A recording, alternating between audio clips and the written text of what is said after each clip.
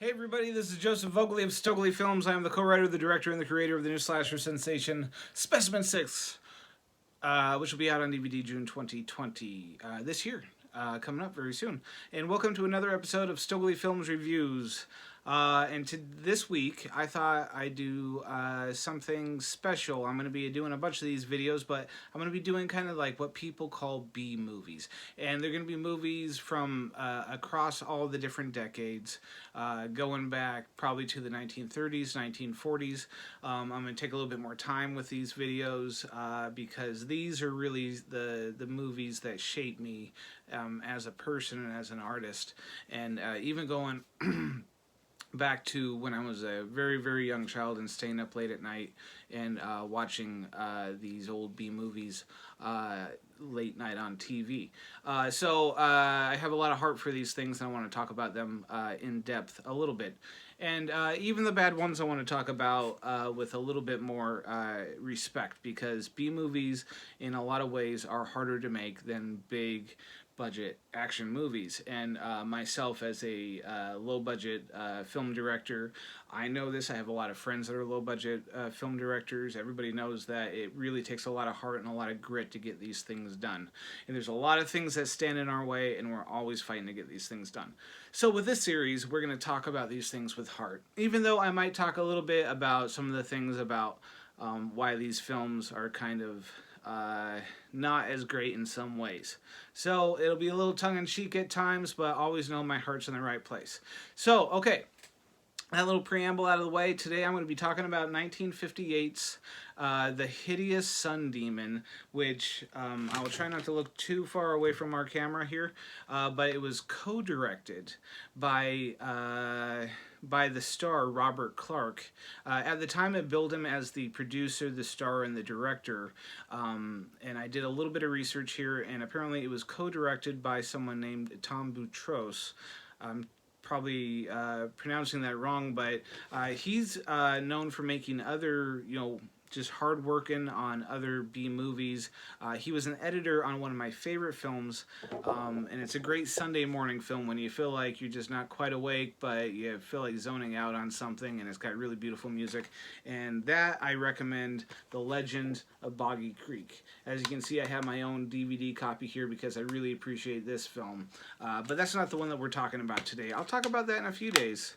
Because that is a high recommendation. And so The Hideous Sun Demon is not, in a lot of ways, a super terrific film.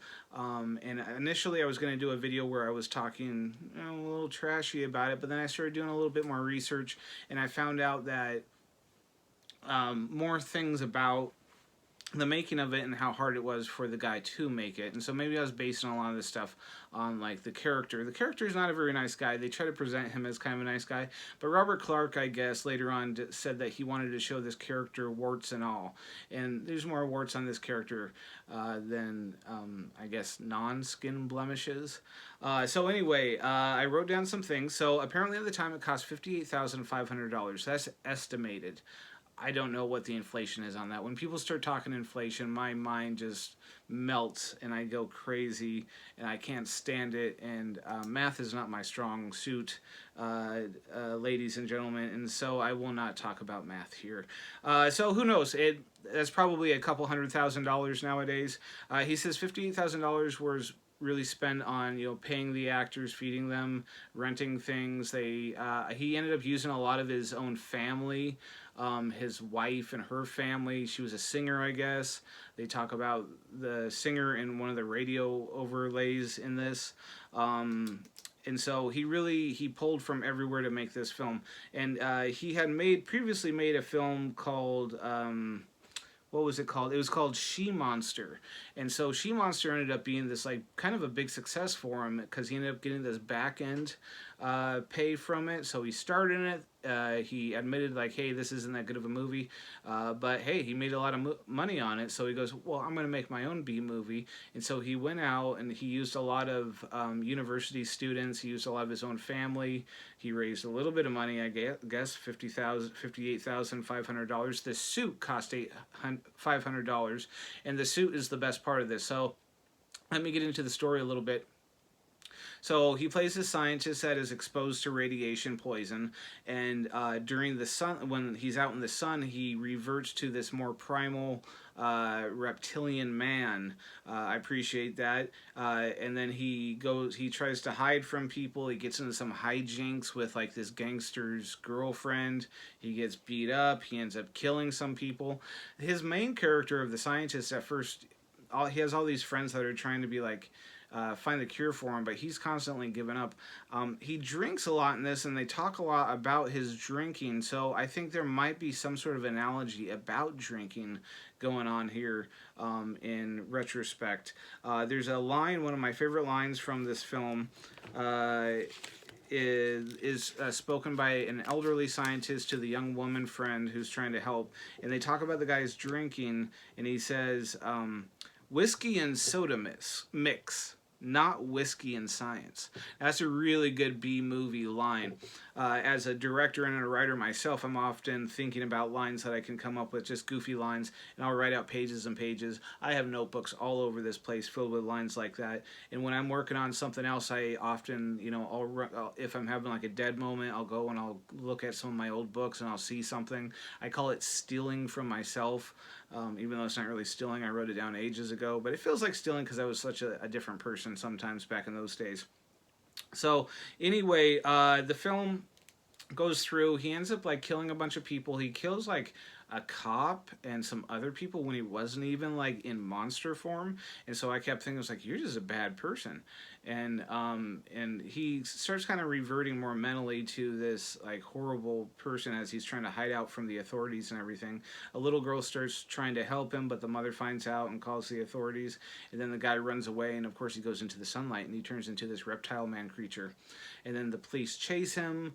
I won't give away the ending, even though the ending has been seen in about 60 or 70 other of these films. There is a part where you see him in the suit, and the suit's the best part, but you can tell that whoever was in the suit at that moment was so hot.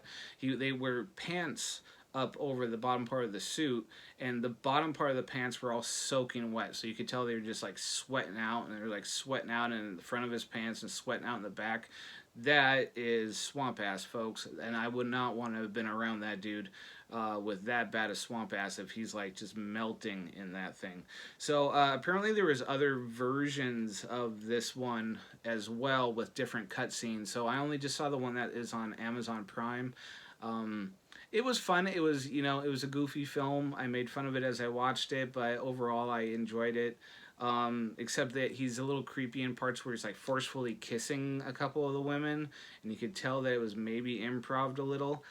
It's not cool to do that, folks. It wasn't cool then, it's not cool now. Anyway, I mean, that aside, and he's drinking and driving a lot, there's a lot to dissect in this film, but there's this moment where he's running back home, and he grabs this rat, and then he just squeezes and kills the rat and throws it away. I'm like, well, that seemed like, why are you just killing a rat? But apparently there's another version where he actually eats a rat, which makes more sense to me for a reptile to eat a rat, or for anybody to eat a rat, other than just grabbing and killing a random rat. But anyway, so I'd be really interested to see if somebody out there had like a collector's edition or something, or if it even existed.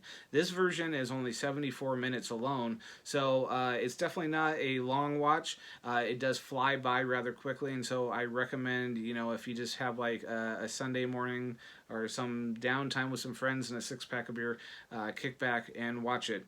There are other movies like this at the time, based almost the exact same like through-line plot. The one that I really do enjoy more than this film is one with Lon Chaney Jr. called The Indestructible Man, and he plays like this kind of gangster, like criminal guy that ends up he kills some people, and then he gets electrocuted, but then it ends up like changing him, and he turns into this monster. He comes back from the dead as this monster, and he goes around and he kills people, and it actually ends in just about the same way that this one does. And so if you were to watch a movie in the genre that is like this with the same plot, I would recommend 1956's The Indestructible Man with Lon Chaney Jr., mostly because Lon Chaney Jr. is such a good performer, even when he was completely wasted. on set. So there was some stories from his drinking was so bad. So this is interesting because we're talking about the drinking of this guy here and the drinking of Lon Chaney Jr. And so Lon Chaney Jr. There was some stories on the set of Spider Baby, which is one of my favorite films. We'll talk about that some other time, where he actually had hidden like alcohol around the set and stuff like that, and he was pretty much loaded the entire time. There's tons of Hollywood history stories of Lon Chaney Jr. being loaded all the time. I definitely recommend going up and looking up Lon Chaney Jr. in general. He was very much famous because of his dad was Lon Chaney, but also he made his own name being in The Wolfman, which is a really, really good film. I highly recommend that. But he's been in so many other films that are really good. So go check out The Indestructible Man, but also go check out The Hideous Sun Demon because it is a lot of fun. There's also a lot of story behind it, so I definitely recommend going and checking out the Wikipedia page, everything like that. So stay strong, people. We'll talk to you later, and you take care of yourselves around there right now. Okay.